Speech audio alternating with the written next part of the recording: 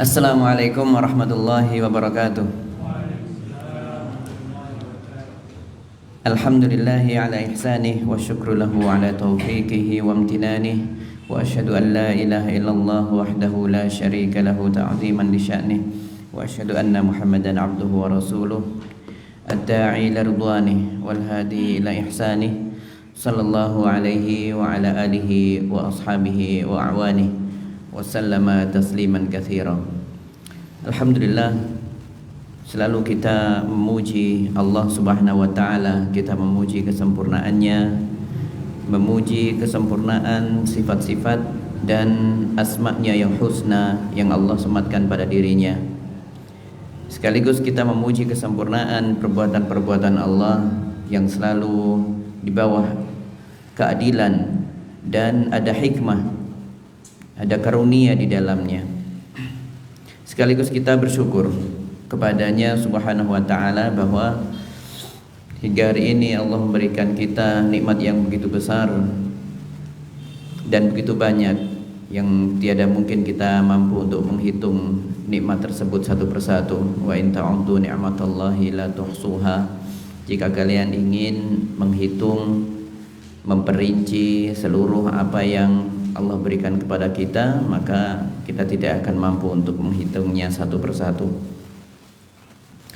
Salawat dan salam bagi Nabi kita Muhammad sallallahu alaihi kepada Allah Subhanahu wa taala hingga hari akhir nanti. Jamaah yang dimuliakan oleh Allah Subhanahu wa taala. Insyaallah hari ini kita akan berusaha mempelajari atau membahas isi dari surat An-Naba sebagai bagian dari juz ammah, yaitu juz ke-30 dari Al-Quran. Serukan oleh Allah dan Rasulnya berkaitan dengan masalah Al-Quran ini bisa bermanfaat ketika ia ditunaikan haknya, ya, ketika ia ditunaikan aqwam. Sesungguhnya Al-Quran ini benar-benar mengantarkan dan memberikan petunjuk kepada siapa yang membacanya, ya, menuju jalan yang paling lurus. Wa yubasyirul mu'minina alladzina ya'maluna shalihat anna lahum ajran kabira, dan memberikan kabar gembira kepada orang-orang yang beriman dan orang yang beramal saleh bahwa mereka nanti dijanjikan dengan pahala yang begitu besar oleh Allah Subhanahu wa taala. Hal yang bisa dilakukan oleh kita dalam menunaikan hak Al-Quran yang pertama tentu adalah dengan membacanya tartil, secara tartil, pelan-pelan, diberikan haknya setiap bacaannya. Allah berfirman, "Auzid 'alaihi warattilil Qur'ana tartila." Warattilil Qur'ana tartila, dan bacalah Quran itu dengan tartil, ya. Dan termasuk ketika seorang hamba nanti di hari kiamat, ya, hal yang harus ditunaikan adalah untuk berusaha memahami isi Al-Quran. Kitabun anzalnahu ilaika mubarak liyadabbaru ayatihi wa liyatadzakkara ulul albab, ya. Jadi kitab ini, kata Allah, kami turunkan kepadamu wahai Muhammad, ya, penuh dengan keberkahan agar mereka semuanya memahami ayat-ayatnya, ya. Kemudian agar orang-orang yang berakal mempelajarinya atau memahaminya. Jemaah dimulakan oleh Allah Subhanahu wa taala, sehingga keberadaan Al-Quran itu bukan cukup dibaca. Membaca itu sudah ibadah tersendiri, sudah bagus, karena satu huruf saja yang dibaca, asalkan itu membacanya dengan keikhlasan tentunya, karena syarat ibadah adalah ada keikhlasan di dalamnya. Kalau tidak ikhlas maka semuanya percuma, ya. Maka ketika seseorang membaca Al-Quran dengan tartil, dengan penuh keikhlasan, maka ia akan mendapatkan di setiap satu hurufnya itu 10 kebaikan, ya. Sebagaimana sabda Nabi, la naqulu al-alifu harfun wa lamun harfun wa mimun harfun. La naqulu al-alif lam mim harfun. Tidak kami katakan alif lam mim itu satu huruf. Tetapi kita katakan al-alifu harfun. Alif itu satu huruf. Lam harfun wal mim harfun. Jadi 3 huruf ini saja sudah mendapatkan pahala 3, dan setiap baca pahala satu kebaikan ini dikalikan minimal 10, ya. Dan inilah keistimewaan Al-Quran. Ketika seseorang membaca satu huruf saja, alif lam mim, dia sudah minimal mendapatkan 30 kebaikan. Itu minimalnya, ya, minimalnya. Karena kullu amal ibni Adam yudha'af al-hasanah bi'ashri amsalihah ila 700 dhi'fin. Kata Nabi sallallahu alaihi wasallam, setiap satu kebaikan, ya, setiap hal kebaikan, amalan kebaikan yang dilakukan oleh manusia, maka minimal dikalikan 10 kali lipat dan sampai 700 kali lipat. Ini tergantung dengan keikhlasan masing-masing. Tergantung tingkat keikhlasan dari seseorang ketika menunaikan amalannya itu. Menunjukkan rahmat Allah yang luar biasa. Adapun kalau sebuah kesalahan, ya tidak ada dilipat gandakan. Kesalahan tetap satu. Tetapi kalau kebaikan, maka 10 kali lipat minimal, ya. Ini adalah rahmat dari Allah yang begitu besar bagi kita. Tentu jamaah yang dimulakan oleh Allah, memahami Al-Quran itu, di antara tujuan memahaminya itu adalah untuk menambahkan keimanan. Karena iman itu pasti bersejalan dengan ilmu. Iman semakin bertambah seiring dengan ilmu yang dimiliki, ya. Jadi memang bersegaris antara ilmu dan iman. Maka dengan memahami ayat-ayat Al-Quran, kita memohon petunjuk dan memohon rahmat dari Allah agar kita diberikan ilmu yang bermanfaat sehingga bisa menumbuhkan keimanan yang ada di dalam diri kita. Karena Al-Quran perannya besar. Sebagaimana puasa, ada 2 hal dari banyak hal yang memberikan syafaat bagi setiap hamba-hamba Allah, ya, ketika di hari kiamat. Di antaranya adalah puasa dan Al-Quran. As-siyam wal Quran yashfa'ani yaumal qiyamah, kata Nabi. Puasa dan Al-Quran itu menjadi penolong syafaat, ya, di hari kiamat nanti. Maka jemaah dimulakan oleh Allah, hari ini kita akan mencoba memahami An-Naba. Dan juz amma ini memang sangat penting, ya, tentunya penting karena di juz amma, juz 30 itu banyak berisi tentang keimanan berkaitan dengan masalah akhirat, ya. Keimanan terhadap hal-hal yang banyak diingkari oleh kaum musyrikin, oleh orang-orang kafir. Jadi memang berkaitan dengan rukun iman, ya, dengan rukun iman. Di dalamnya nanti kita akan membahas tentang perkara berkaitan dengan hari kiamat, ya, tentang pembalasan, hari pembalasan di dalamnya, masalah surga. Dan ketika bicara tentang surga, pasti di Quran bicara tentang neraka. Ada surga, pasti ada neraka. Dan ini adalah satu paketan di dalam pembahasan berkaitan dengan hal-hal yang gaib di akhirat nanti. Nah, terlebih lagi juz amma ini menjadi penting untuk dibahas karena banyak dari kaum muslimin yang membacanya di waktu sholat, ya, di waktu sholat. Karena memang gambaran kita adalah terutama untuk kaum muslimin yang misalnya baru anak-anak misalnya, biasanya mengawali sholatnya itu adalah dengan menyertakan surat-surat di dalam juz amma ini setelah Al-Fatihahnya, seperti itu, ya. Karena memang diawali dengan surat-surat yang pendek.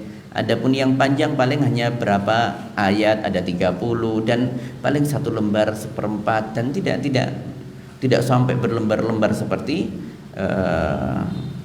surat-surat yang sebelum juz amma, ya, seperti itu. Sehingga kalau seseorang bisa memahami setiap ayat di dalam An-Naba, di dalam juz amma, di dalam setiap surat di dalam Al-Quran, harapannya nanti memunculkan apa? Kekhusyuan. Ia ketika membaca sendiri atau ketika mendengarkan imam, ya, maka ia akan bisa menghadirkan kekhusyuan karena memahami. Khusyuk biasanya salah satu penghalangnya adalah seseorang tidak memahami apa yang dibacanya, bahkan tidak memahami maknanya, atau tidak mencoba memahami padahal sudah paham dengan maknanya. Ya, terkadang bisa seperti itu karena ada tuntutan, oh ya ini wajib harus dilakukan, lupa kalau ia harus menghadirkan hati di situ, ya. Maka demikian masalah juz amma ini penting untuk kita bahas. Namun hal yang perlu dipahami bahwa ayat dalam surat yang ada di dalam Al-Quran tidak semuanya kalau sudah dalam satu surat pasti makkiyah semuanya, pasti madaniyah semuanya, tidak. Bercampur di dalamnya, ya, bercampur, ya. Karena memang Al-Quran itu diturunkan secara berangsur-angsur, ya. Maka nanti ada yang sebagian ayat diturunkan di Mekah dan terkadang diturunkan di Madinah. Tetapi pembahasan kita itulah yang disebut dengan ayat Makkiyah.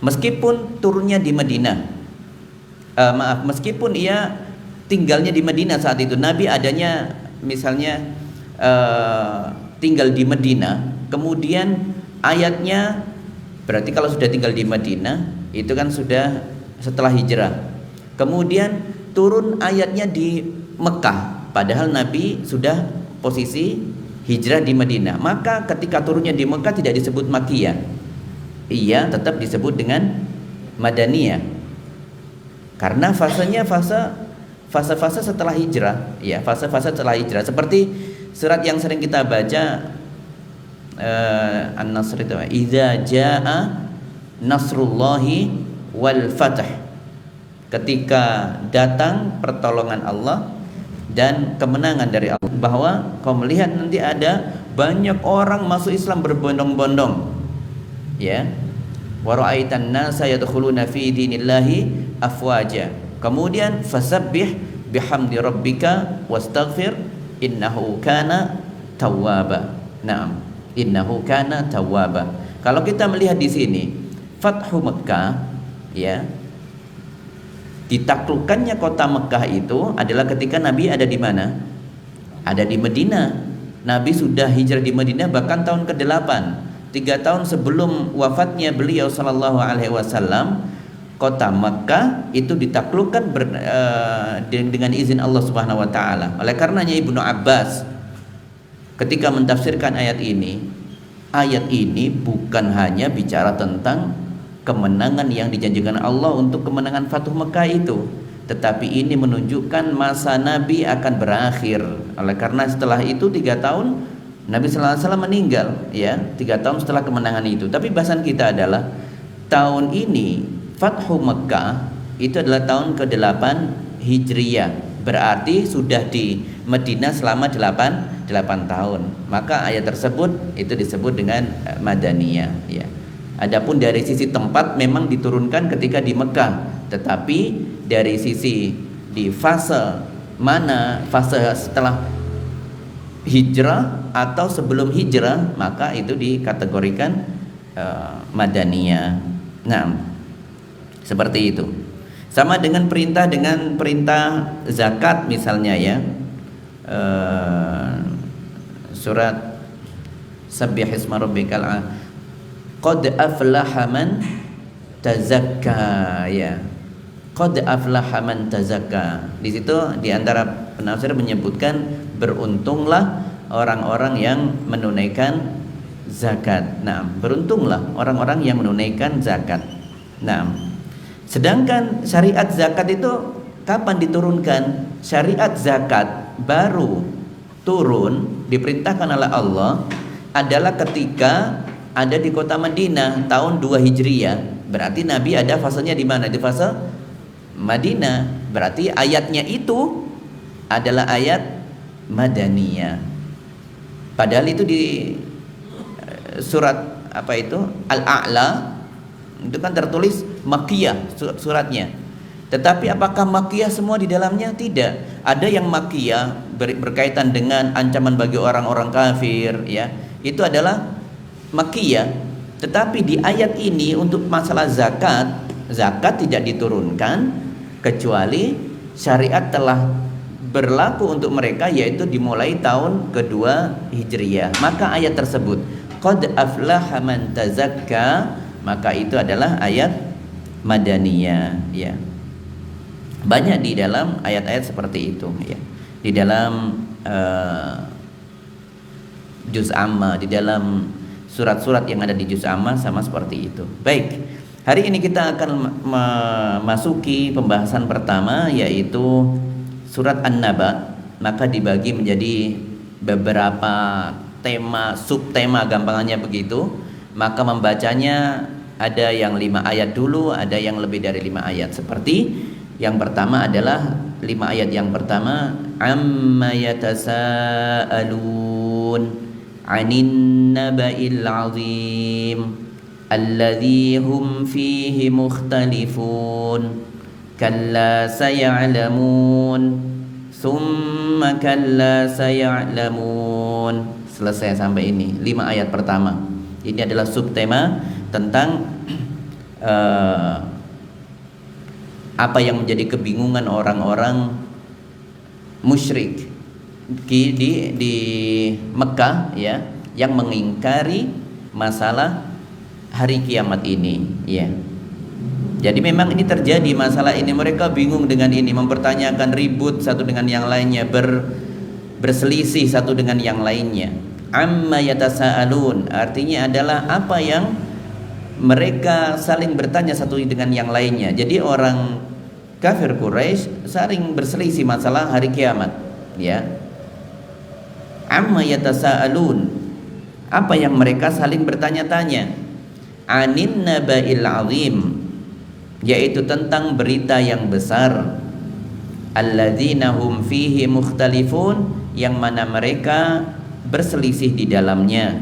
Kalla saya'lamun, sekali-kali tidak, mereka nanti pada akhirnya akan mengetahui itu. Summa kalla saya'lamun, lalu sekali-kali tidak, ya, nanti kelak mereka akan mengetahui hakikat berita besar itu seperti apa. Sekali lagi jamaah yang dimulakan oleh Allah, ayat ini 5 hal ini menunjukkan bahwa ayat yang turun ini adalah ditujukan kepada orang-orang musyrikin di kota Mekah yang mereka itu tidak mengimani salah satu rukun dari rukun iman yang harus kita imani, ya, yaitu rukun kelima, al-imanu bil yaumil akhir, beriman kepada hari akhir, ya. Dan sesungguhnya ketika seseorang tidak mengimani adanya hari akhir, secara otomatis ia tidak mengimani nabinya yang membawa perintah ini. Dan ketika ia tidak mengimani nabinya, pasti ia tidak mengimani apa yang dibawa oleh nabi tersebut, yaitu Al-Qur'an. Jadi rentetannya panjang di sini. Ya, sekali lagi jemaah yang dimuliakan oleh Allah, satu masalah keimanan tidak terwujud, ini bisa melebar ke keimanan yang lainnya, ya, melebar ke keimanan yang lainnya. Seperti yang dilakukan oleh orang-orang kafir Quraisy ini, mereka tidak mengimani adanya hari kiamat. Otomatis berarti ia juga tidak mengimani Nabi sallallahu alaihi wasallam, karena yang mengabarkan ini adalah Nabi sallallahu alaihi wasallam. Bahkan melalui ayat-ayat yang diturunkan melalui wahyu dari Allah. Berarti ia juga tidak, atau mereka tidak mengimani apa yang ada di dalam Al-Quran, ya. Dan sesungguhnya mereka ini adalah dari satu bangsa yang sama, dari satu keturunan. Agamanya sama, agama Islam sebenarnya asalnya. Orang-orang yang tinggal di Mekah, orang-orang Quraisy, itu semuanya nasabnya adalah keturunan Nabi Ismail. Jadi orang Arab di Mekah itu namanya bukan orang Arab asli kalau istilahnya, ya. Ada campuran. Orang Arab asli itu ada disebut dengan orang-orang Yaman, ya, daerah Yaman. Ketika Ismail bersama ibunya, ya, ditinggalkan atas perintah Allah, ditinggalkan oleh Ibrahim di tempat yang tandus, yang sekarang ini ada Ka'bah di sana, di daerah Masjidil Haram, itu kan tempatnya tandus sekali di sana itu. Ditinggal berdua di situ oleh Nabi Ibrahim atas perintah Allah. Ya. Kemudian tidak ada satupun pohon, tidak ada, manusia tidak ada. Sampai akhirnya singkat cerita yang kita imani adalah saat itu malaikat mengeluarkan air yang ada di daerah situ yang sekarang tempat sumur Zam-Zam itu, ya. Ya. Kemudian setelah itu airnya tidak terbendung hingga ibunya Ismail yang membuat bendungan, dan intinya akhirnya apa? Tempat itu bukan menjadi tempat yang gersang lagi, tempat yang memiliki harta yang begitu besar, yaitu air. Ini di tempat panas, air itu sesuatu yang mahal ya ikhwah. Oleh karenanya di sana sampai sekarang air kalau dijual itu bahkan harganya lebih mahal daripada Pertamax, apa itu? Bensin, ya. Harganya lebih mahal air daripada itu, karena di tempatnya memang panas sekali di sana, gersang sekali, menjadi harta yang begitu mahal nilainya. Kemudian singkat cerita, ketika itu ada air yang begitu banyak, ada orang Arab asli dari Yaman masuk ke situ dan kemudian ingin menetap di situ mengambil manfaat dari air Zam-Zam itu, izin kepada ibunya Ismail. Ismail waktu itu masih bayi tentunya, dan akhirnya diizinkan. Kemudian berbaurlah menjadi sebuah komunitas masyarakat, dan akhirnya dewasa Ismail menikah dengan orang Yaman itu, dengan Arab asli, maka bercampur, namanya Al-Arab Al-Musta'ribah, Arab campuran. Ibrahim dari Arab bukan, ya, bukan dari Arab. Tetapi ketika sudah masuk di situ, kemudian Ismail menikah dengan orang Arab asli, jadinya Arab campuran. Makanya Arabnya kan ndak hitam pekat, tidak, campur putih begitu, bagus kulitnya. Nah, singkat cerita, orang-orang Quraisy itu adalah keturunan Nabi Ismail, ya, keturunan dari Nabi Ismail. Dan tentu Nabi Ismail agamanya apa? Sama dengan agama bapaknya Ibrahim alaihissalam. Bahkan yang mendirikan Ka'bah adalah Ismail bersama bapaknya Ibrahim alaihissalam. Seperti itu.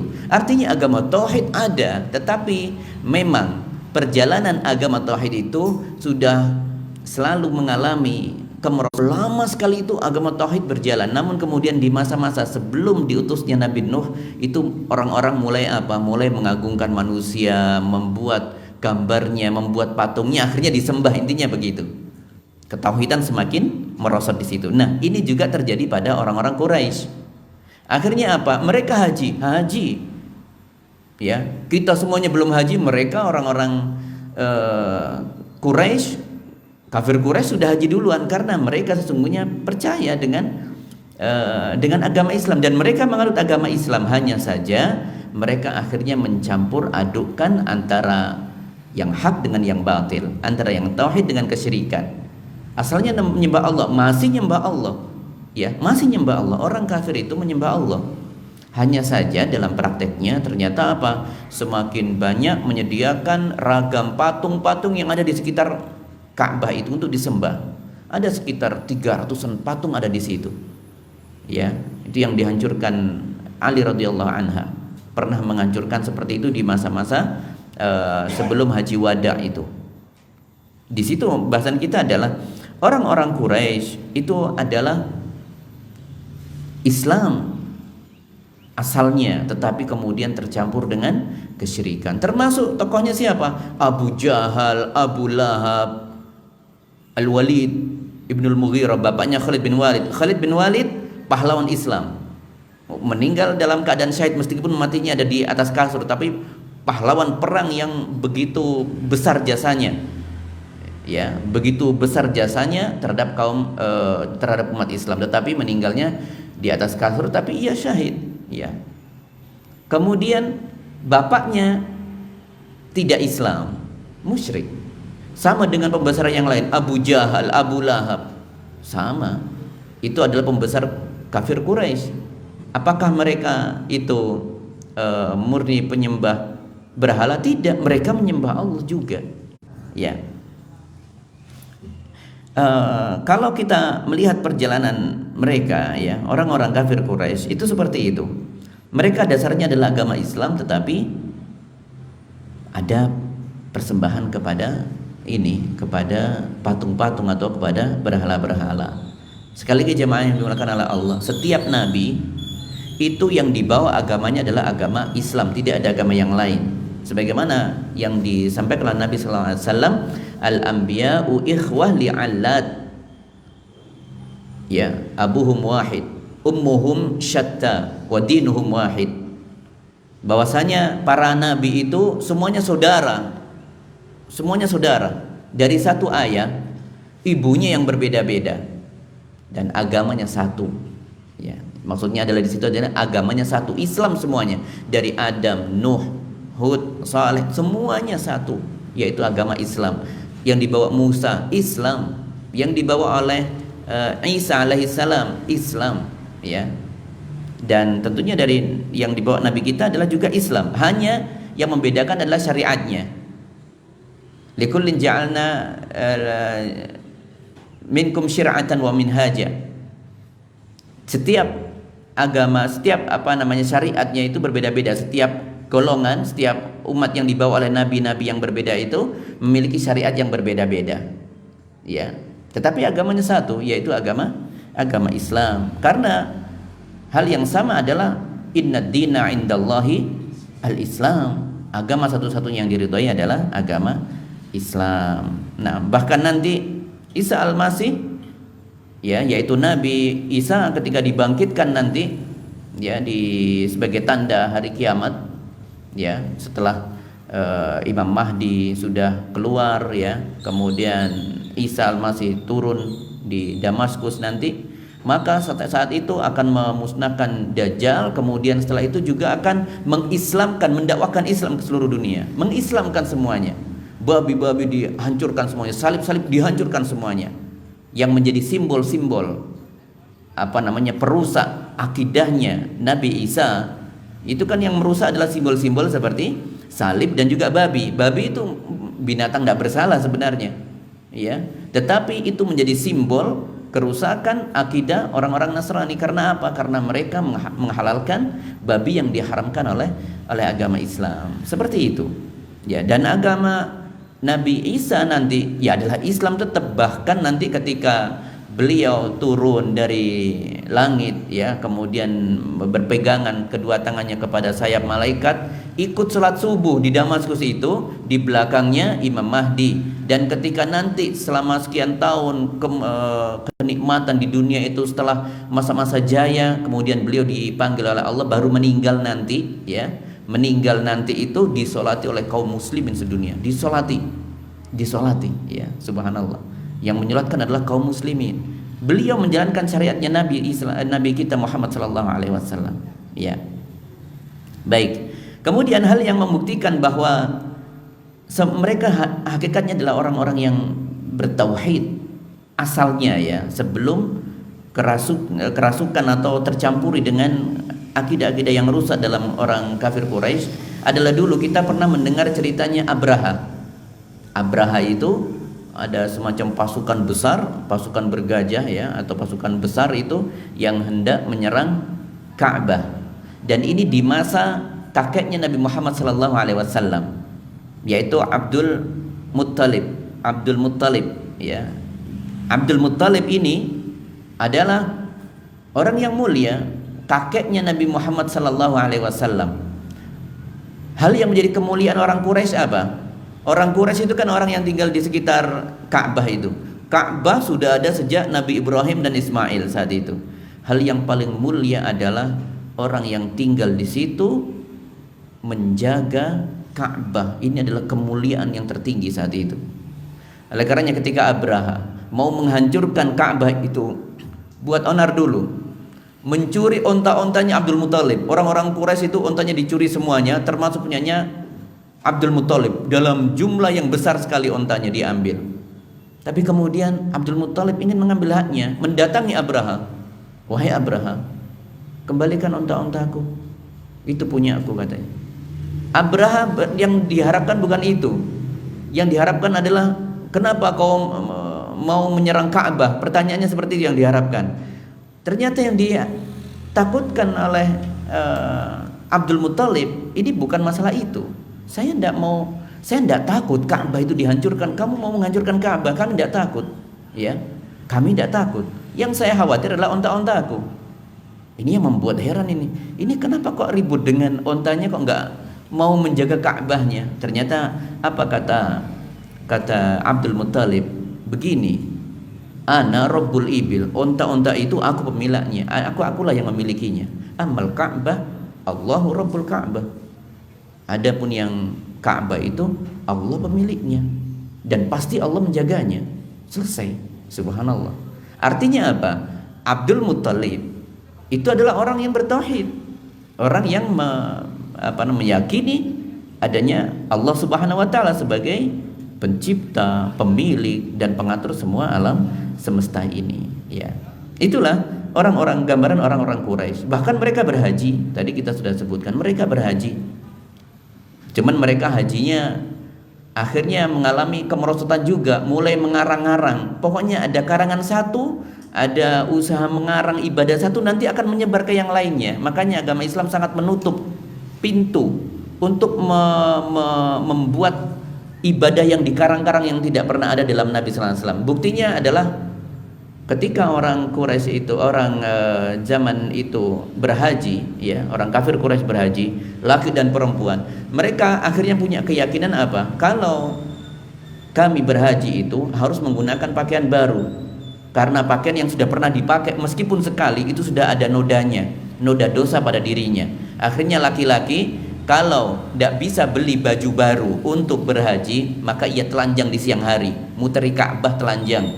Kalau yang perempuan tidak punya baju, tidak bisa beli baju baru, tawafnya di malam hari supaya tidak kelihatan. Ya tetap kelihatan meskipun ini ya, tidak ada lampu, meski ada cahaya bulan dan sebagainya, ya mesti akan kelihatan auratnya itu. Itu yang mereka lakukan. Kemudian ketika talbiyah, mereka juga mengarang-arang, melakukan perubahan teks dari talbiyahnya. Kalau kita apa talbiyahnya? Labbaik Allahumma labbaik, labbaik la syarikalah laka labbaik, innal hamda wan ni'mata dan seterusnya. Ada kesamaan di situ. Mereka mengatakan labbaik Allahumma labbaik. Ya Allah, kami mendatangi seruanmu. Labbaik la syarikalah. Nah, ini yang dibeda, yang dirubah. Illa syarik huwalak. Tidak ada sekutu bagimu ya Allah kecuali sekutu yang kau izinkan. Menambahkan redaksi ini, la syarikalak, la syarik illa syarik huwalak. Ada tambahan ini. Kalau kita mengatakan la syarikalak labbaik, langsung innal hamda. Tidak ada sekutu bagimu ya Allah, satu pun tidak ada. Fala taj'alulillahi andada walam yakun lahu kufuwan ahad. Allah tidak boleh sama dengan satupun, ya, tidak boleh disamakan dengan satupun. Maka di sini mereka merubah la syarikalak illa syarik huwalak. Tidak ada sekutu bagimu ya Allah kecuali sekutu yang kau miliki. Berarti akan di sini perannya akhirnya apa? Akhirnya mereka menghalalkan meminta sesuatu kepada patung-patung dan sebagainya. Itulah yang mereka lakukan, ya. Padahal mereka tauhid. Pernah mendengar cerita di sini, ada yang menyebutkan ini terjadi kisahnya pada Ikrimah. Ya, Ikrimah putranya Abu Jahal itu, ya. Tetapi Ikrimah tidak seperti bapaknya. Bapaknya meninggal dalam keadaan kufur, terhina. Adapun anaknya, subhanallah, jadi orang terbaik, salah satu orang terbaik kaum muslimin. Ikrimah namanya. Dulu ketika menyeberang lautan, mau berlayar di lautan, biasa orang-orang dahulu kalau menyeberang, mau melakukan pelayaran, maka membawa patung-patungnya yang dijadikan apa itu, jimatnya atau sesuatu yang bisa menganggap memberikan keselamatan, itu dibawa patungnya, bawa ke kapal, semuanya patung-patung dibawa. Ketika faida raqibu fil fulki da'allaha mukhlishina lahuddin, ketika mereka sudah keluar dari darat, dari lautan, dari pantai, sudah menuju ke tengah lautan, ternyata Allah kirimkan ombak yang begitu dahsyat di lautan. Akhirnya semuanya merasa putus asa di situ. Patung-patung berhamburan, berjatuhan, pecah semuanya patung-patungnya. Mereka kebingungan, ini nanti selamat apa enggak ini ya? Kita yakin tidak selamat. Akhirnya di antara mereka, gimana yang menyelamatkan kita, ini pecah ini, patung-patung yang dibawa itu pecah. Akhirnya salah satu di antara mereka mengatakan, kita tidak mungkin bisa selamat dari ombak ini kecuali minta kepada Allah. Mari kita minta kepada Allah. Tauhidnya muncul dalam keadaan terpaksa seperti ini, muncul fitrahnya sebagai manusia yang bertauhid itu muncul. Apa yang dilakukan mereka? Semuanya minta doa kepada Allah. Da'awullaha mukhlisina lahuddin. Mereka memohon kepada ya Allah, selamatkan kami. Dengan ikhlas menghadirkan hati. Allah mengabulkan permintaan itu. Falamma najjahum ilal barri idzahum yusyrikun. Dan ketika itu Allah memberikan keselamatan dan dihantarkan kapalnya ke tempat awal berlayarnya, ya. Dan mereka turun ke daratan. Baru turun di daratan mereka syirik kembali, ngambil patung-patung lagi. Tidak sama dengan kondisinya seperti di tengah lautan. Yang ingin saya sampaikan di sini adalah mereka muncul fitrah tauhidnya itu adalah keadaan darurat saja. Dalam keadaan darurat muncul. Adapun dalam keadaan senang sudah lupa dengan tauhid. Itulah yang terjadi pada mereka. Dan kalau mereka ditanya, wala in sa'altahum man khalaqas samawati wal ard la yaqulunallah, kata Allah. Kalau mereka ditanya, kalau kalian tanya mereka, siapa yang menciptakan langit dan bumi? Maka mereka mengatakan Allah yang menciptakannya. Bahkan ketika ditanyakan, wala in sa'altahum man khalaqas samawati wal arda wa sakhkhara asy-syamsa wal qamar la yaqulunallah. Kalau engkau bertanya kepada mereka, siapa yang menciptakan langit dan bumi, siapa yang menggerakkan, yang mengatur peredaran matahari dan bulan, siapa? Mereka mengatakan Allah. Tapi mereka dalam peribadatan ternyata tidak menyembah Allah saja. Tapi bahasan kita adalah mereka adalah orang-orang musyrik yang mengingkari masalah apa yang dibawa oleh Nabi Muhammad SAW. Anin naba'il azim, yaitu tentang berita besar. Berita besar itu maksudnya adalah hari kiamat itu, ya, hari kiamat. Sekali lagi mereka ini orang kafir Quraisy itu bukan orang ateis, bukan orang yang tidak bertuhan. Mereka bertuhan, Allah Tuhannya, seperti dalam firman Allah tadi itu, ya. Bahkan yang siapa yang menciptakan, siapa yang mengatur peredaran matahari dan bulan, Allah. Semua yang mengatur itu Allah, tetapi itu mereka menyembah kepada selain Allah, ya. Jadi itulah yang mereka lakukan, yaitu menduakan Allah di dalam persembahan, ya. Dan ini perkara yang besar, masalah ini dosa yang tidak diampuni oleh Allah, ya, kecuali ia bertobat dengan taubatan nasuha. Innallaha la yaghfiru an yushraka bih wa yaghfiru ma duna dzalika liman yasha. Allah tidak akan mengampuni dosa kesyirikan sekecil, sedikit apapun. Kalau sudah mengibadahi selain Allah, maka Allah tidak akan mengampuni. Semua amalannya hangus, ya.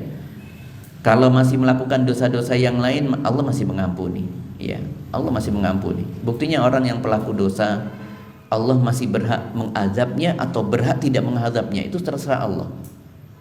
Tetapi kalau masalah kesyirikan, tidak ada kompromi di situ. Allah pasti akan menjadikan dia orang yang neraka, kekal di neraka selama-lamanya. Ya, banyak hal yang menunjukkan orang-orang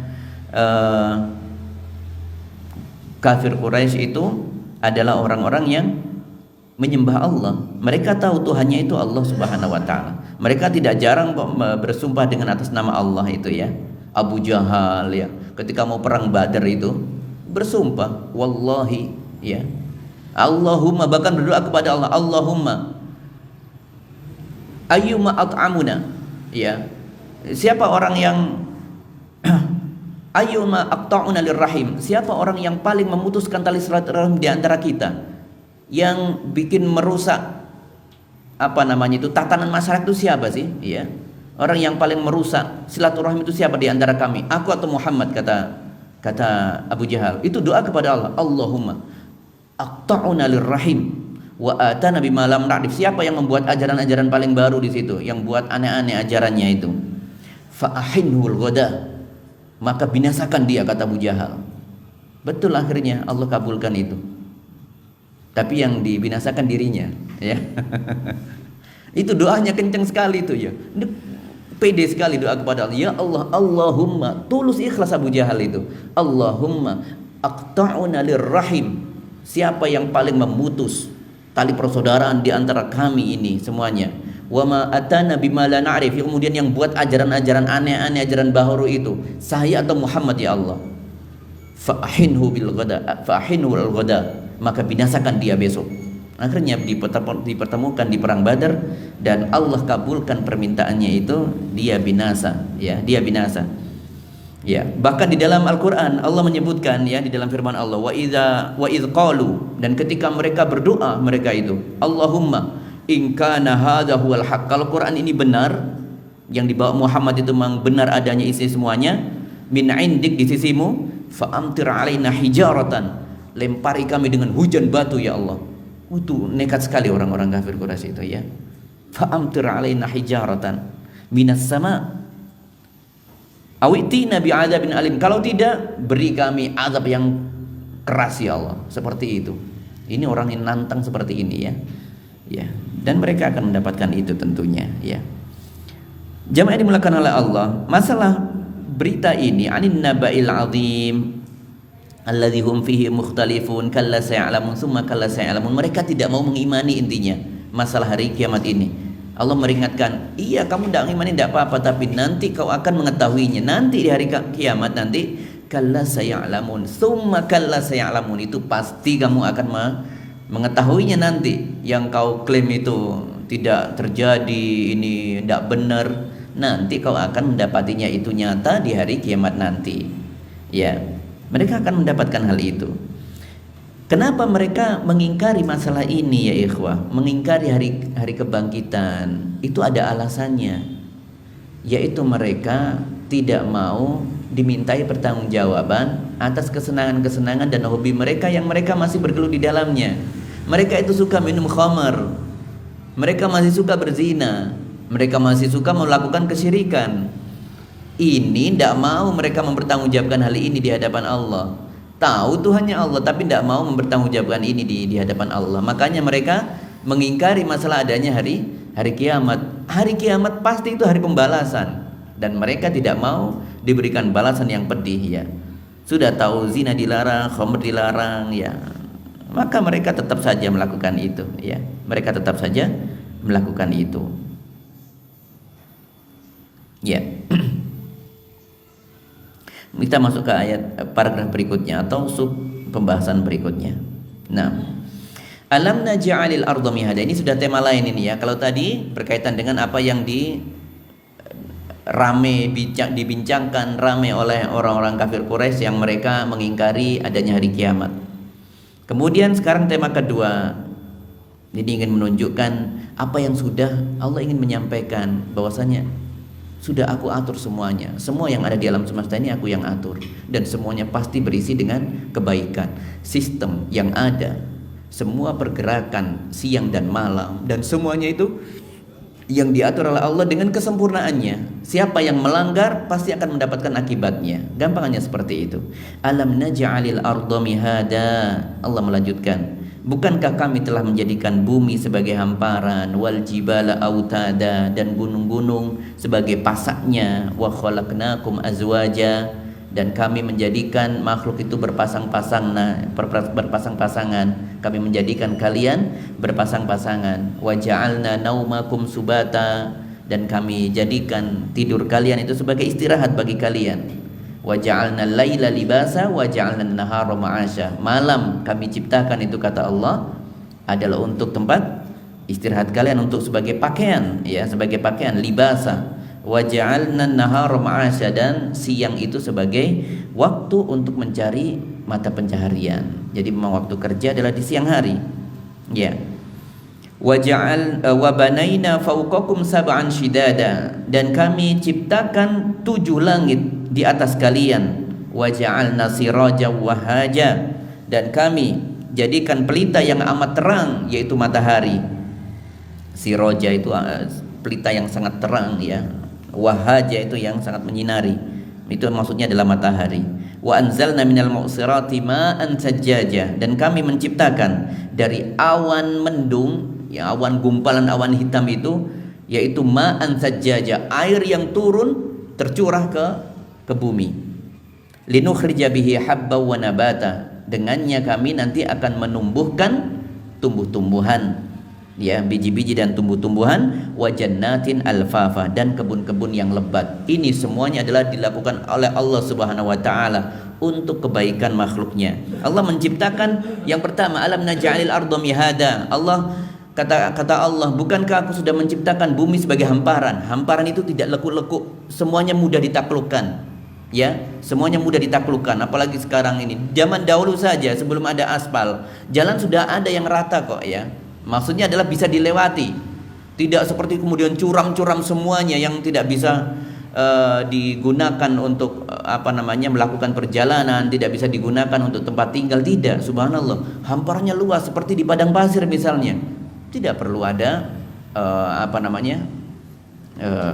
membuat pondasi yang sedemikian rumit, tidak. Yang tinggal menyusun bata di atasnya sudah bisa membuat rumah. Kalau mau mencari, berburu, tinggal berjalan, ya. Tidak seperti curam, seperti hutan-hutan semuanya, tidak seperti jurang-jurang, tidak seperti itu. Allah sudah memudahkan. Mihada itu ada yang menyebutkan itu seperti kasurnya anak bayi. Anak bayi itu kan baru lahir, diterapkan di kasur yang kecil itu kan enak sekali itu. Datar semuanya, tinggal ditaruh situ, ya. Tidak ada lekukan-lekukannya, tidak ada. Itu adalah mihada. Ada yang menyebutkan seperti itu. Tapi bahasanya kita adalah Allah sudah memberikan kemudahan bagi kita semuanya. Kemudian wal jibala autada, dan Allah memberikan atau menjadikan gunung itu sebagai pasak. Informasi ini sudah ada 1440 tahun yang lalu. Kita sekarang tahun Hijriah 1445. Ya, berarti kurang lebihnya 1440 tahun yang lalu ayat ini sudah turun menjelaskan bahwa gunung itu pasak, yang menjadikan bumi itu stabil, tidak mudah goyah. Itu pasak. Pasak itu sama kalau kita mau bikin tenda, yang muncul di atas itu cuma sepersekian, bisa 1/10, tapi yang menancap ke bumi itu bisa 1/9, bisa lebih dari itu. Pasak itu kan yang paling menonjol, itu yang menancap ke tanah itu yang paling banyak, yang nongol di atas permukaan cuma kecil. Itulah gunung. Jadi gunung yang ada sekarang ini permukaan cuma kecil itu. Yang menancap ke dalam itu jauh lebih dalam, ya. Kalau tingginya sekarang misalnya Gunung Penanggungan misalnya, itu kurang lebih 2600 ketinggiannya di atas permukaan laut, ya, MDPL-nya itu. 2600 2800 meter. Berarti yang ke dalam bisa kiloan itu, ya. Yang ke dalam tanah itu bisa kiloan. Padahal itu naik ke atas sudah rumitnya luar biasa, ya. Seperti itu. Ya. Kemudian disebutkan wa ja'alnakum azwaja, ya. Wa khalaqnakum azwaja, dan kami menciptakan kalian berpasang-pasangan, ya, berpasang-pasangan. Wa min ayatihi an khalaqalakum min anfusikum azwaja litaskunu ilaiha, ya, wa ja'ala bainakum mawaddatan wa rahmah. Di antara tanda-tanda kekuasaan Allah adalah menciptakan kalian berpasang-pasangan, ada suami, ada istri, ada dari jenis kalian sendiri, ya. Kemudian kalian bisa merasa tentram di situ, merasa nyaman di situ, ya, dengan adanya laki-laki dan perempuan. Dan bukan hanya laki-laki dan perempuan saja, ya, untuk binatang juga ada jantan, ada betina, bahkan pasangan-pasangan dari sifat. Misalnya kita melihat ada sosok yang paling bengis, paling murka, yang paling dimurkai di muka bumi ini, Fir'aun. Siapa lagi kalau bukan Fir'aun? Allah menciptakan Fir'aun, Allah menciptakan lawannya yaitu Musa alaihissalam, yang memiliki sifat lebih baik daripada Fir'aun, ya. Kemudian kita mendapati ada iblis. Ya, ada iblis berarti ada malaikat, kan seperti itu. Ada pasangan-pasangannya seperti itu. Ya. Ada malam, ada siang, ada surga, pasti ada neraka, seperti itu, ya. Ini menunjukkan kesempurnaan Allah Subhanahu wa taala. Kemudian wa ja'alna naumakum wa khalaqnakum azwaja wa ja'alna naumakum subata, ya. Wa ja'alna naumakum subata, dan kami jadikan tidur kalian sebagai istirahat, ya. Wa ja'alnal laila libasa, dan malam itu sebagai pakaian. Dikatakan sebagai pakaian, memang setiap malam datang itu gelap dan menyelimuti semuanya. Yang di dalam ruangan atau di luar ruangan sama semuanya kena terselimuti dengan kegelapan itu. Jadi seperti pakaian yang melekat padanya. Ya kan, semua kalau sudah malam, pohon semua bagiannya kan tidak kelihatan, seperti tertutupi oleh pakaian begitu. Makanya diungkapkan dengan wa ja'alna naumakum subata wa ja'alna al-laila libasa. Dan waktu tidur itu untuk istirahat, malam itu untuk istirahat. Kalau ada orang melanggar ketentuan ini, maka nanti ia akan sakit seperti itu. Ya, ada orang yang hobi bekerja malam terus, ya. Justru kebalik dengan ini, padahal di sini disebutkan wa ja'alna al-laila wa ja'alna an-nahara ma'asya, untuk siang hari ya sampai sebelum malam itu adalah waktu kerja. Jangan dibalik. Kalau sistem ini dilanggar, maka nanti ada konsekuensi ke aspek mentalnya, konsekuensi ke aspek kesehatan jasmaninya, rohaninya juga demikian, sama kena, ya. Semuanya akan terkena, ya. Maka harus seseorang mengindahkan hal ini. Wa ja'alna al-laila libasa wa ja'alna an-nahara ma'asya. Naam. Kemudian ayat berikutnya adalah wa banaina fawqakum sab'an shidada, dan kami ciptakan di atas kalian 7 langit yang kokoh, ya. Sab'an maksudnya sab'an 7 langit maksudnya itu yang kokoh. Dan Ibnu Abbas menyebutkan bahwa jarak satu dari berarti 3.500 tahun hingga hari ini tidak akan ada yang bisa menembus langit ke-7. Tidak akan ada yang bisa. Kalau dari manusia tentunya, ya. Kecuali Nabi SAW yang waktu itu di Mi'rajkan, beda cerita. Adapun manusia saat ini, apa ada ilmu pengetahuan yang sudah bisa membongkar mana ujung langit yang pertama? Belum ada. Ujung langit yang pertama itu belum ada, ya, belum ada. Bagaimana mau menembus ke langit kedua, 3, 4, 5, 6, 7? Di atasnya nanti ada air, kemudian ada arsy, ya. Apalagi seperti itu, ya. Maka ini adalah perkara yang agung, ya, perkara yang agung. Allah menyampaikan 7 langit yang kokoh, dan di dalam langit itu terdapat perhiasan bintang-bintangnya. Walaqad zayyana as-sama'ad dunya bimasabiha, ya. Wa ja'alnaha rujuman lisyayatin, dan kami menciptakan di langit-langit itu, di langit dunia saja, di langit dunia itu ada apa? Masabih. Masabih itu adalah planet-planet yang ada di situ, ada bintang-bintangnya, ada hiasan di situ, kelap-kelipnya, subhanallah. Dan tidak ada satupun sampai sekarang yang bisa menghitung jumlahnya. Tetapi Allah sudah mengabarkan, ya, bahwa jumlah bintang-bintang yang ada itu sangatlah banyak, melebihi jumlah pasir yang ada di bumi ini. Pasir, ya, Pak. Ya, berapa ini jumlahnya, ya? Begitu banyak. Bahasan kita begitu banyak, ya. Kemudian ayat berikutnya adalah wa ja'alna sirajan wahaja, bermanfaat bagi sebagian makhluk Allah dan menjadi bencana bagi sebagian makhluk Allah. Tetapi semuanya itu pasti ada hikmahnya. Ada air yang bisa menjadi banjir di suatu tempat, tetapi di tempat lain ada yang merasa diuntungkan dengan banjir itu, ya, diuntungkan dengan banjir itu. Sama dengan ketika ada letusan gunung atau erupsi misalnya. Ada erupsi, kemudian banyak membawa korban, semua ladang hancur semuanya. Apa yang terjadi setelah itu? Tanaman menjadi subur untuk generasi setelahnya. Jadi memang ada manfaat, ada bencana, ya. Semuanya itu adalah atas kehendak Allah dan pasti. Oleh karena di setiap pembukaan kita mengatakan alhamdulillah, kita memuji perbuatan Allah yang tidak pernah luput dari hikmahnya. Ada selalu hikmah di situ dan ada keadilan di situ. Itulah kesempurnaan perbuatan Allah, ya. Seperti karena apa? Tertutupi oleh pohon-pohon yang mengitarinya, itulah jannah.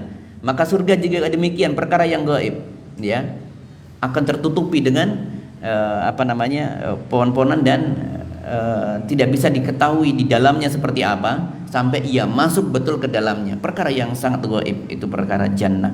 Tapi bahasan di sini adalah kebun-kebun di dunia bisa menjadi lebat, itu karena pertolongan dari Allah Subhanahu wa taala. Paragraf ketiga, yaitu teks ketiga, inna yaumal fasli kana miqata, yauma yunfakhu fis sur fatatuna afwaja. Inna yaumal fasli, sesungguhnya hari keputusan itu, kana miqata, sudah ditetapkan waktunya. Yauma yunfakhu fis suri fatatuna afwaja, yaitu pada hari ditiupkan sangkakala dan kalian datang secara berbondong-bondong. Wa futihatis sama, menghadapi hari peradilan di situ. Yauma yaqumun nas, pada hari mahsyar semuanya akan apa? Berdiri semuanya. Ya, berdiri semuanya. Khamsina alfasana, 50.000 tahun berdiri. Ya, seharinya saja di sana khamsina alfasana, menunggu syafaat, menunggu hari keputusan. Makanya dikatakan dengan hari kiamat karena yauma yaqumun nas li rabbil alamin. Manusia semuanya diberdirikan semuanya. Berdiri dalam waktu yang sangat lama. Ya. Itu. Kemudian ada juga nanti penamaan lainnya, ada yaumul mahsyar karena dikumpulkan, ada ya al-qari'ah, nanti ada sendiri. Intinya nama hari kiamat itu sangat banyak. Ya, dan pada hari itu sudah tidak ada atribut-atribut lagi yang melekat. Kalau sudah hari kiamat, semuanya dalam keadaan telanjang, tidak beralas kaki, tidak ada naungan apapun, tidak ada pohon, tidak ada atap, semuanya kalian datang dengan berbondong-bondong. Nanti ada 2 tiupan tentunya yang disebutkan dalam firman Allah Subhanahu wa taala, wa nufikha fis suri fasa'iqa man fis samawati wa man fil ardi illa man syaa. Ketika tiupan yang pertama, maka seluruh apa yang ada di langit-langit dan di bumi, di langit-langit, setiap langit ada malaikatnya yang tidak ada yang tahu jumlahnya karena begitu banyaknya. Ya, itu semuanya akan dimatikan oleh Allah. Termasuk yang ada di bumi, semuanya dimatikan oleh Allah illa man syaa. Ada yang mengatakan yang tidak dimatikan adalah pimpinannya malaikat, yaitu Jibril. Ada yang mengatakan adalah Israfil itu sendiri yang tidak dimatikan karena dia bertugas untuk apa? Meniup sangkakala yang berikutnya. Rizki terus menerus. Keutamaan orang mati syahid seperti itu. Ya, yang semua dimatikan, ini tidak. Mereka tidak dimatikan karena mereka selamanya hidup, ya. Termasuk yang ada di surga itu, ya, bidadari. Ada yang berpendapat seperti itu. Nah, dan jamaah yang dimulakan oleh Allah nanti bainan nafkha ula ke nafkha tsaniyah, tiupan yang pertama ke tiupan kedua jaraknya, kata Abu Hurairah menyebutkan jumlahnya 40 jaraknya, tapi tidak disebutkan 40 apa, 40 hari, 40 bulan, 40 tahun. Beliau ragu di situ. Tapi intinya 40, tetapi banyak mengatakan 40 tahun. Tapi itu masih adalah bentuk ijtihad. Tapi Nabi sallallahu alaihi wasallam tidak pernah mengucapkan itu 40 tahun secara tegas. Dan yang meriwayatkan itu ragu. Ini 40-nya saya tidak tahu 40 apa ini. Seperti itu. Tetapi yang jelas nanti ada nafkha ula dan nafkha tsaniyah, ada yang pertama dan kedua. Semuanya akan diwafatkan, yang kemudian yang kedua dibangkitkan semuanya kembali, ya, wujudnya dengan kembali seperti masa mudanya, usia 33 tahunan, seperti itu, ya. Wa yauma tashaqqaqus sama'u bil ghamam wa nuzzila al malaikata tanzila. Berkaitan dengan ayat yang tadi, ya, wa futihatis sama'u fakanat abwaba, ya, dan pintu-pintu dan langit-langit dibuka, pintu-pintunya dibuka. Ini malaikat keluar darinya. Malaikat keluar darinya. Penghuni langit adalah para malaikat. Dan ketika malaikat itu keluar, pasti langitnya robek dulu. Langit yang sekarang ini tertutup semuanya nanti robek semuanya. Ada retakan semuanya, kemudian robek. Para malaikat turun. Semuanya turun dengan bergantian di situ. Wa nuzzilal malaikatu tanzila. Allah menurunkan malaikat-malaikatnya itu tanzila. Bergantian, ya, bergelombang-gelombang begitu, ya. Wa futihatis sama'u fakanat abwaba, dan mereka datangnya nanti bersof-sof. Waja'a rabbuka wal malaku saffan saffa, dan nanti Rabb Allah dan juga para malaikat nanti di situ disebutkan wal malaku, ya, para malaikat nanti datang bersof-sof. Ayat berikutnya adalah wasuyiratil jibalu fakanat saraba, dan gunung-gunung akan diangkat, dijalankan lalu dihancurkan. Semua gunung nanti dijalankan kemudian dibenturkan satu dengan yang lainnya dan nanti dihancurkan sehancur-hancurnya, hancur seperti debu. Ya, sebagaimana dalam firman Allah Subhanahu wa taala disebutkan wa yas'alunaka 'anil jibal faqul yansifuha rabbi nasfa. Mereka bertanya-tanya bagaimana dengan gunung-gunung itu diapakan oleh Allah? Faqul, katakan, yansifuha rabbi nasfa, Allah menghancurkan dengan sehancur-hancurnya. Gunung ya ikhwah, tadi yang terlihat di kecil di atas, yang besar di mata kita sekarang, padahal yang ke dalam itu lebih dalam lagi, semuanya akan diangkat kemudian dibenturkan satu sama lain. Fakul yansifuha rabbi nasfa, dan katakanlah bahwasanya Tuhanku, amin ya rabbal alamin. Kemudian di dalam neraka itu nanti akan dibentangkan di atas permukaan neraka jahanam itu al-jasr, yaitu jembatan. Yuj'alu baina dhahrai jahannam, ya, yang diletakkan di atas jahanam itu. Orang-orang bertanya saat itu, apa itu jasar? Maksudnya jasar itu apa ya Rasulullah? Qala, kata Nabi sallallahu alaihi wasallam, madhatama zillah, ya, alaihi khatatif wa kalalib, di atasnya terdapat besi-besi pengait, ya, wa hasakatun mufaltahah laha syaukah uqaifa, dan ada kawat berduri yang ujungnya bengkok. Jadi banyak besi-besi pengait, ujungnya ada kawat berduri yang ujungnya. Adapun orang yang ada keimanan di dalam hatinya tetapi pelaku dosa, maka sudah ada mendapatkan siksaan pertama di situ, ya, siksaan di antara banyak siksaan lainnya yang mungkin akan diberikan, bisa jadi, ya, itu ada yang melewati keadaan neraka jahanam seperti itu, selalu mengintai litaghina ma'aba. Jahanam itu sebagai tempat kembalinya orang-orang yang melampaui batas, yaitu yang paling melampaui batas ya tentunya adalah Fir'aun, ya. Idhab ila fir'auna innahu tagha, kata Allah ketika memerintahkan Musa, wahai Musa, temui Fir'aun itu karena dia telah melampaui batas. Innahu tagha, ya, innahu tagha, ya. Dan ini adalah tempat dari orang-orang yang melampaui batas, termasuk tentunya pimpinannya yaitu Fir'aun, ya. Labithina fiha ahqaba, mereka nanti akan berada di dalamnya ahqaba. Ahqaba di dalam Al-Quran situ kalau terjemahan diartikan berabad-abad. Tetapi ahqab ini punya makna kalau dalam bahasa Arab. Itu para penafsir mengatakan hukub. Ahqab adalah jamak dari hukub. Hukub itu adalah minimal 70 tahun. Hukub, satu hukub itu 70 tahun. Kalau ahqab berarti 70 tahun kali tidak tahu berapa kalinya. Ahqaba, berhukub-hukub. Sekali lagi, minimal ada yang menyebutkan ahqaba itu jamak dari hukub. Satu hukub itu minimal 70 tahun. Ada yang menyebutkan masanya adalah 70 tahun. Kalau ahqab berarti 70 kali tidak tahu berapa. Kalau kita mencoba mengkalkulasi misalnya, satu tahun 365.000. Ya, kalau satu tahun di sana berarti 365 kali 1000, 365.000, ya.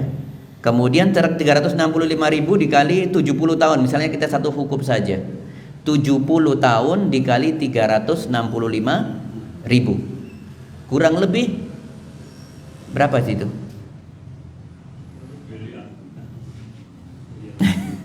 Baca itu.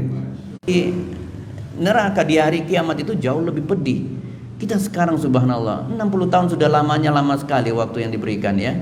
Tahun di bumi sekarang ini yang dimasai saja masih 2000. Belum ada 10.000, belum ada. Lah di sini di sana nanti hukum berhukum. Satu hukumnya 25 juta tahun dikalikan tidak tahu berapa, ya. Nah, Allahumma inna nas'aluka al-afiyah. Semoga Allah berikan kita keselamatan di sana, ya. Ini adalah gambaran betapa kekekalan itu ada pada orang kafir seperti itu, ya. Orang kafir musyrik ingin menunjukkan, Allah sangat-sangat ingin menunjukkan di situ. Hukumnya itu berat, lama loh, ya. Lah orang kafir mereka mengatakan, apa klaim mereka? Innal ladzina kafaru min ahlil kitab, hukuman bagi orang-orang kafir dan orang-orang musyrik adalah kekal di neraka. Fiha, mereka kekal di dalamnya, ya. Ulaika hum syarrul bariyah. Tetapi seperti orang klaim Yahudi, Mereka terlalu menganggap remeh masalah neraka. Qalu lan tamassana an-nar illa ayyaman ma'dudah. Tidak mungkin kita disentuh api neraka, paling cuma sedikit, cuma beberapa hari saja. Itu klaim orang Yahudi seperti itu, ya. Iya, nanti kamu disiksa kok, tenang, tapi siksanya cuma beberapa hari saja. Bahkan dari sekian ribuan tahun kita nanti ada waktu istirahat, dari sekian tahun yang ada kita cuma disiksa 1 hari, sisanya adalah kenikmatan. Itulah mereka, orang-orang Yahudi. Dan mereka mengklaim orang yang mengkafir surga sehari. Setelah itu nikmat terus kita dapatnya. Itulah mereka, Bani Israel seperti itu, ya. Tetapi kenyataannya tidak seperti itu, ya. Mereka suruh membuktikan, ya tidak berani, ya. Mereka tidak berani. Itu pencokakan mereka, orang-orang Yahudi. Berikutnya, la yazuquna fiha bardan wala syaraba. Mereka tidak merasakan di dalamnya bar dan sesuatu yang dingin atau yang sejuk, wala syaraba, dan juga tidak mendapatkan minuman. Hausnya bertubi-tubi di padang mahsyar, ribuan tahun, puluhan ribu tahun ada di padang mahsyar menunggu, tidak ada minum sedikit pun di sana. Orang-orang Yahudi tidak mendapatkan itu, ya. Orang-orang kafir tidak mendapatkan itu, ya.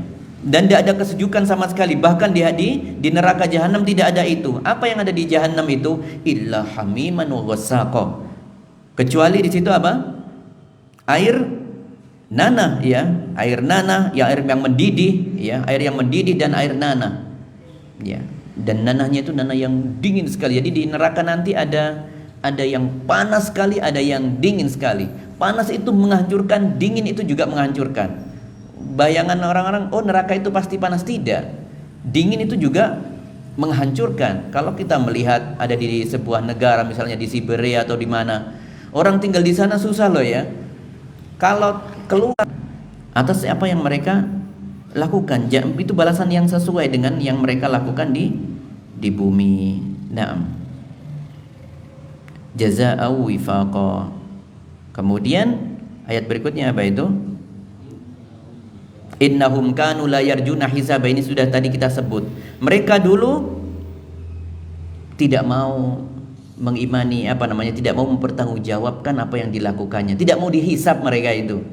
Bahasanya tidak mau dihisab, maunya enak toh, dan tidak mau dihisab di hari kiamat. Yang penting hidup, nanti kemudian sudah mati jadi tulang belulang, selesai. Maunya seperti itu. Wa kadzdzabu bi ayatina kidzaba, dan mereka mendustakan ayat-ayat kami dengan sedusta-dustanya. Wa kulla syai'in ahsainahu kitaba, padahal kami berikan kepada mereka catatan masing-masing amalan mereka itu.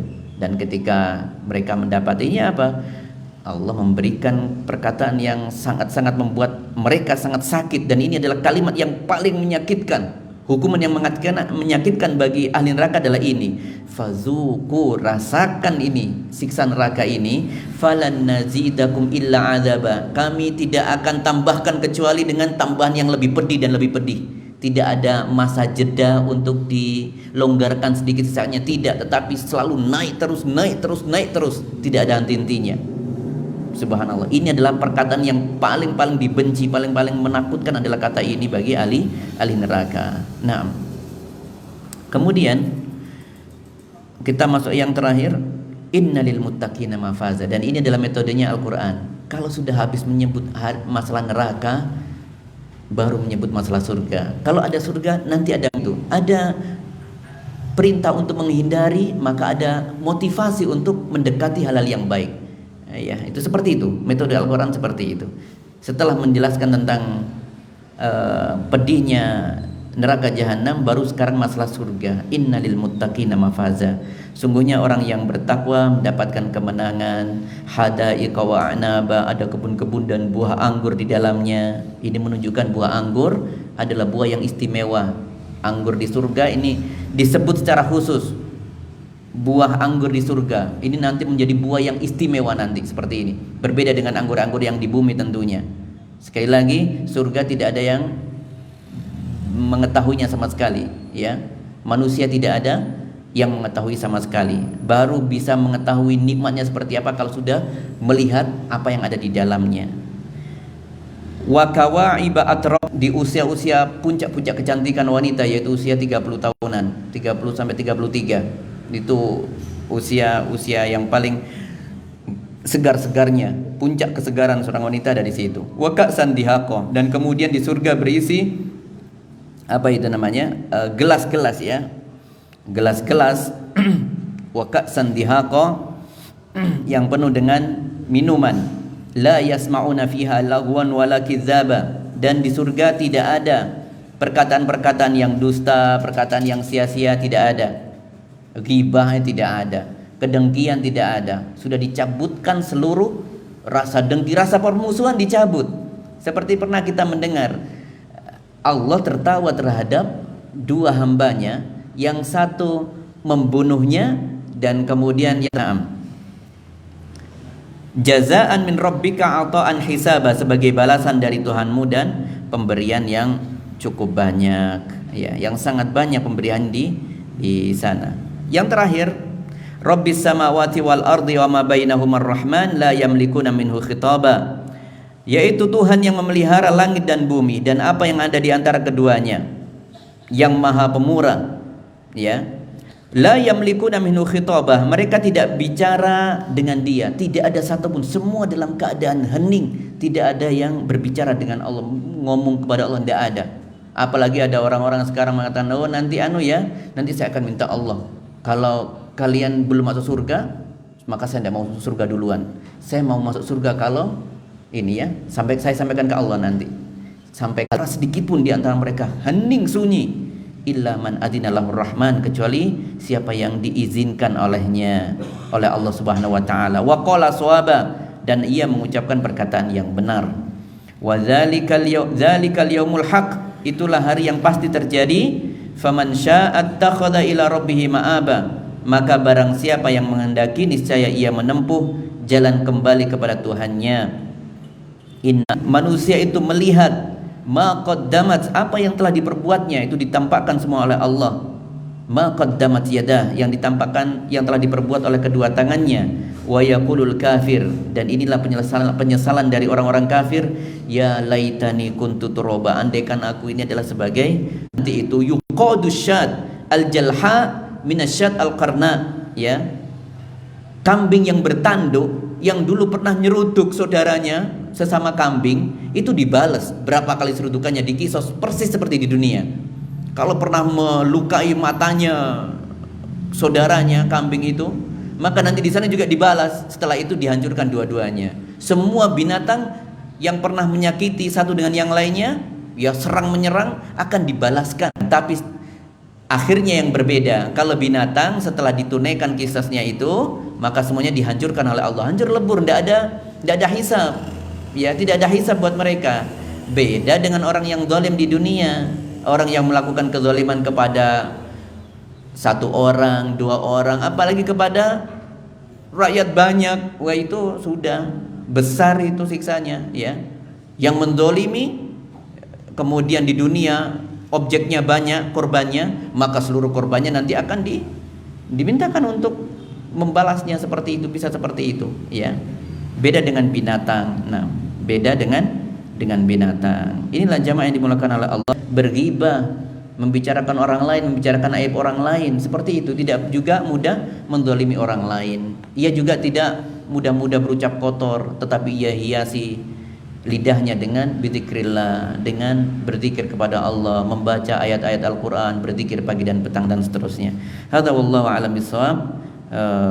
Ini adalah apa yang bisa kita sampaikan di masalah surat An-Naba ini ya. Jadi tadi ada beberapa paragraf yang sudah kita pisah-pisah di situ ya. Yang intinya adalah membicarakan tentang hari kiamat yang diingkari oleh orang-orang kafir Quraisy, oleh orang-orang musyrikin Quraisy. Hadza wallahu a'lam bishawab. Nah, ada yang mau menyampaikan sesuatu?